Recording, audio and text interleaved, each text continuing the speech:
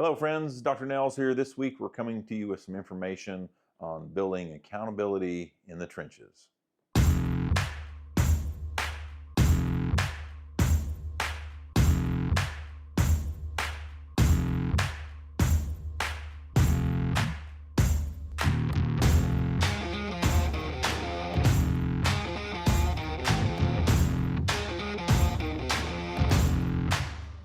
Hello, friends. Dr. Nels here, coming to you this week with more information on life, leadership, business, and family, hoping to build your values and principles, helping you build and be the best version of you. And this week, we want to visit with you about building accountability in the trenches, building accountability in the trenches with the people you live and work with at work every single day. And I get a lot of questions on accountability and how can I get better at holding my people accountable, because we get frustrated, right?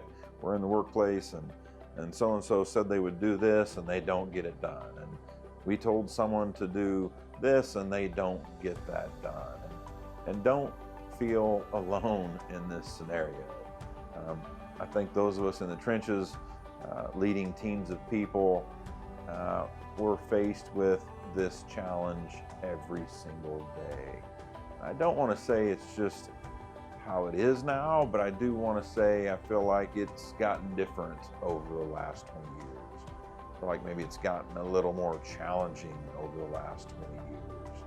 And not that I'm saying people are different or worse, but I think it is a challenge partly because we have way more distractions today than we had 20 years ago. In other words, we're all walking around with this handheld supercomputer, and our team members have Facebook ding-donging at them, TikTok ding-donging at them, messages, friends, spouses, kids texting all the time. I don't think it's because people are any worse. I just think there's thousands and thousands more distractions today. And so for those of us leading teams, you need to put some focus on accountability. And I'm going to wrap off a few things here, some true objective items for you to think about. Please pull out a pen and paper if you want, right? But number one is creating clarity for your people, defining roles and getting really clear in your expectations for them. We do what we call KRAs here, key results areas. We don't really do job descriptions. We do key results areas, and we want to know what winning looks like to them, what winning looks like to us, and we get really clear on their roles, focusing on winning for us and winning for them, because we want them to win at work so they can enjoy their job.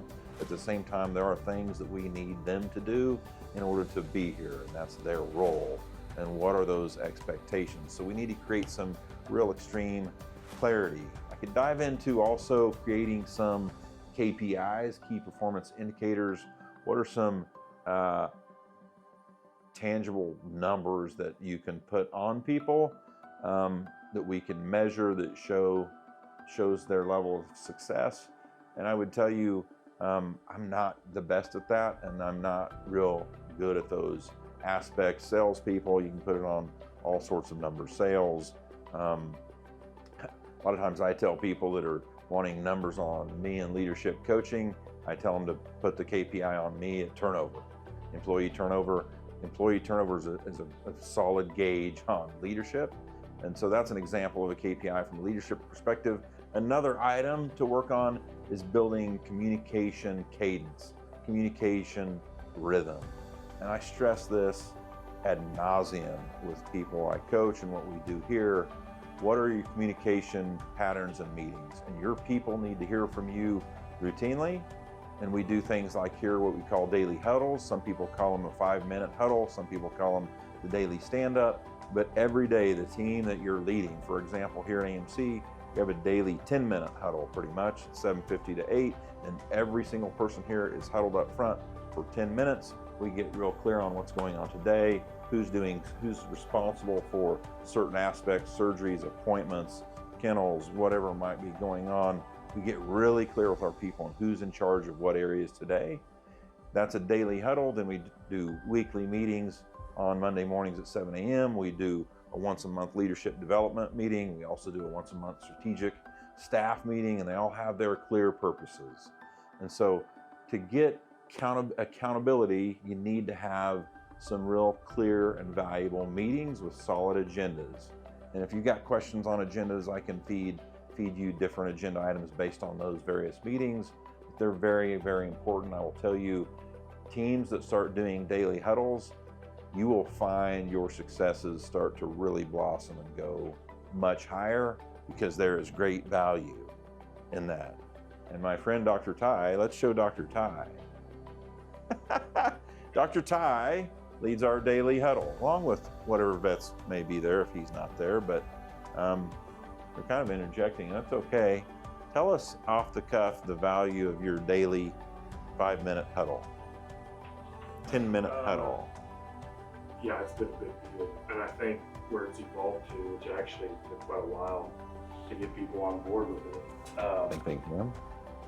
To get people on board with it, but people have gotten used to it now. They expect it, and just the communication on a day-to-day, looking at the schedule, being able to identify who needs to be where, more people we get, mixed in with practices, there's stuff going on all the time, and so,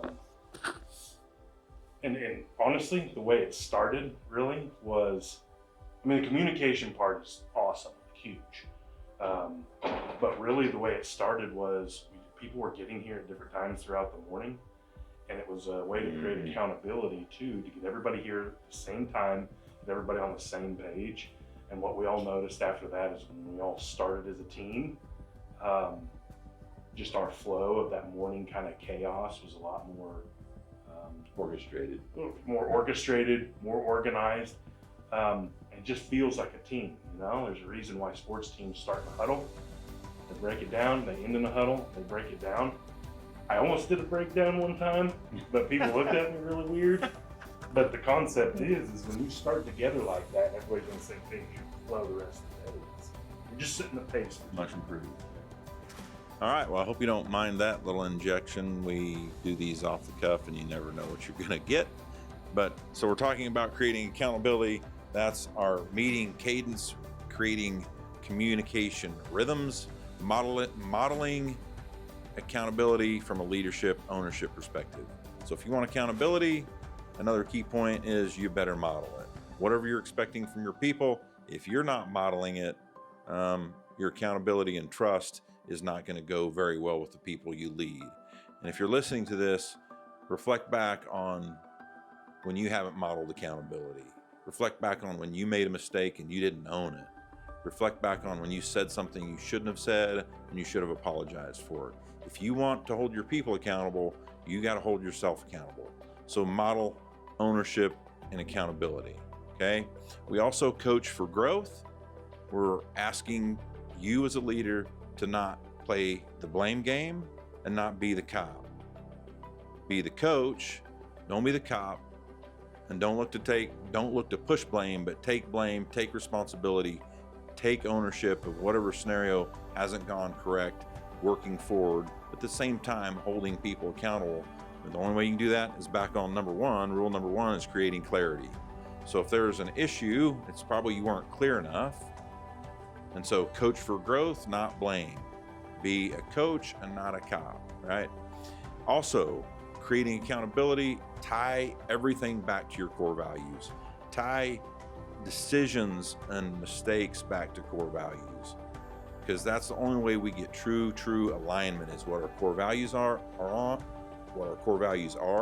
and we have to be aligned in those core values and our behaviors and our communication patterns, how we act, walk, talk, think, all those things.